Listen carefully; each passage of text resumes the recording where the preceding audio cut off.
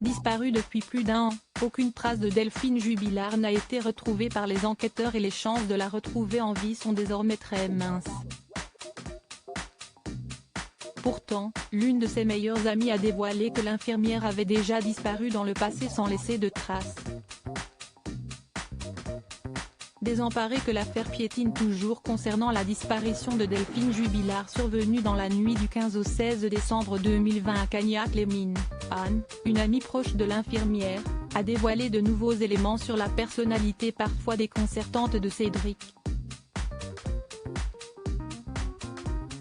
Persuadée de l'implication du peintre plaquiste de 34 ans dans cette affaire, elle confie que Delphine avait déjà disparu à l'été 2020.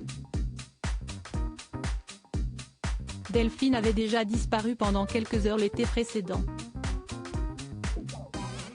Révèle-t-elle.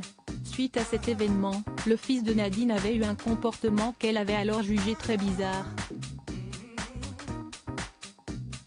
Cette nuit-là, il m'avait appelé sur mon téléphone pour me demander si je savais où était sa femme. Pourquoi cette fois-ci se contente-t-il d'un message adressé à plusieurs copines via un groupe Messenger et d'une seule réponse, négative, sans aller plus loin dans ses recherches, avait-elle expliqué. Ce n'est pas le seul élément suspect selon Anne. Cédric a un comportement étrange dès les premières heures qui suivent la disparition de sa femme. Explique-t-elle, rappelant la lessive faite par le peintre plaquiste en plein milieu de la nuit juste avant d'appeler la police. Elle indique, le fait qu'il mette du linge dans une machine à laver à 5 heures du matin participe, selon moi, de sa volonté de dissimuler quelque chose. Même si je ne sais pas quoi précisément.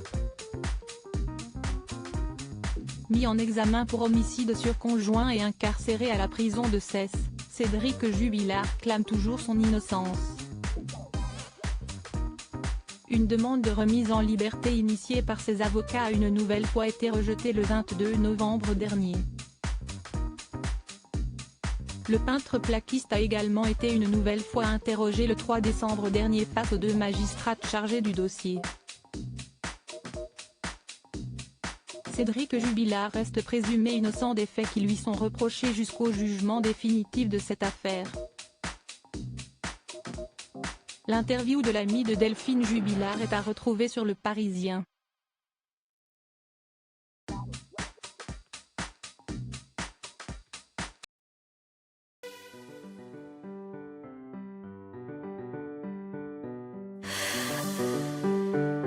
The